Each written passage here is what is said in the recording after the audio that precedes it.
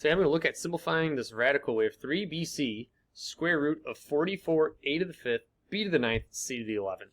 So we have to condense this down. There's a lot happening here. I have this 44, first of all. So that's going to have to be simplified down. And then I have those variables that we'll talk about. But let's just do the 44 first. So if I'm taking care of the square root of 44, what I want to think about is what is the largest perfect square that goes into 44? So your first initial thought might be 2. Like you're thinking about 2. Because you see 44 in 2. 2 times 22. But that's not going to help us out a whole lot, because then we're going to have to find another number. Like if I broke down 44 to 2 times 22, I'll see 2. 2's not a perfect square, and then I'll have 22, so then I'll have to rewrite 22. So rather than taking these extra couple steps, let's just think about the largest perfect square that goes into 44, which would be 4.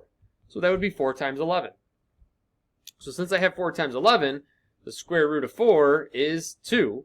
And then the square root of 11 I would just keep on in the inside. So I have the square root of 11 still left over, because 11 is not a perfect square and there's nothing else that goes into 11. But 4 is the largest perfect square that goes into 44. So that 2 is going to bump out.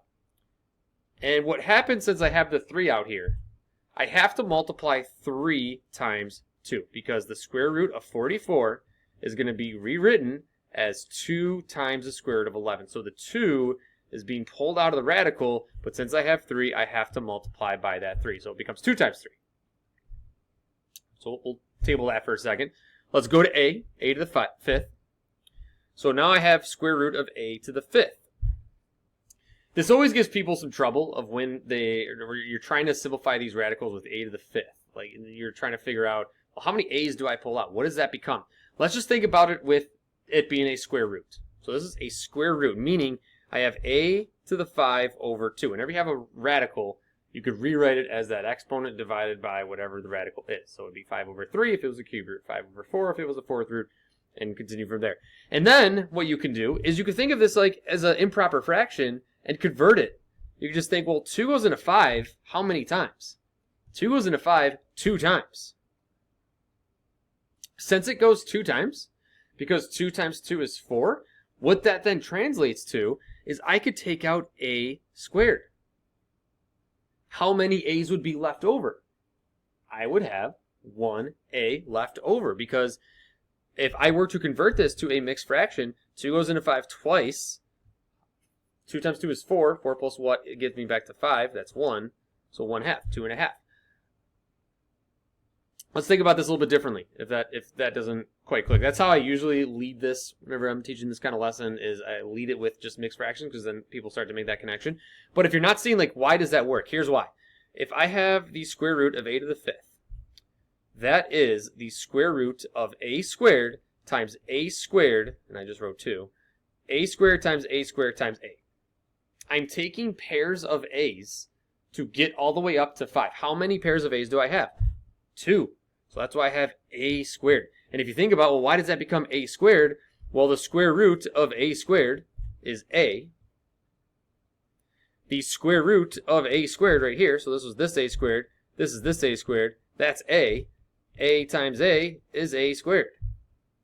And then we still have this leftover a in there. And there's no a's on the outside, so I don't have to multiply a by anything. So let's continue on. We have a couple more that we can practice this with. This usually doesn't sink right in right away. But let's rewrite our radical. We have 11 on the inside. We have a on the inside. So let's continue on. So let's do the b's now. So I have the square root of b to the 9th. So let's think about this.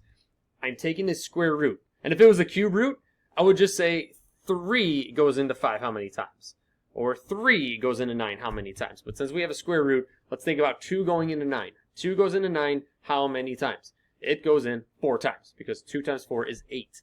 Since it goes in 4 times, that means I'm going to have b to the 4th on the outside.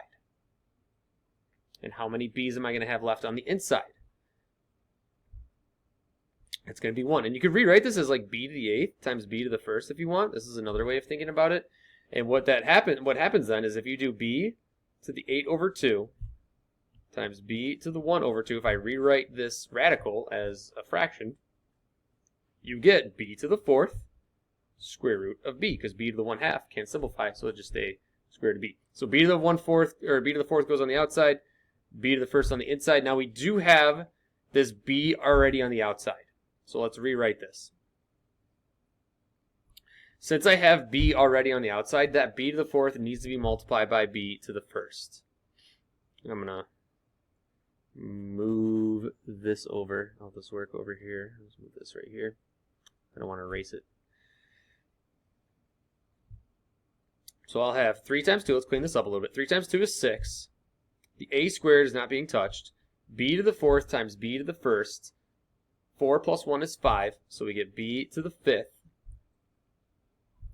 I'm left with 11 AB on the inside still. And I still have to worry about these C's. I still have a little bit of work ahead of me to worry about these C's.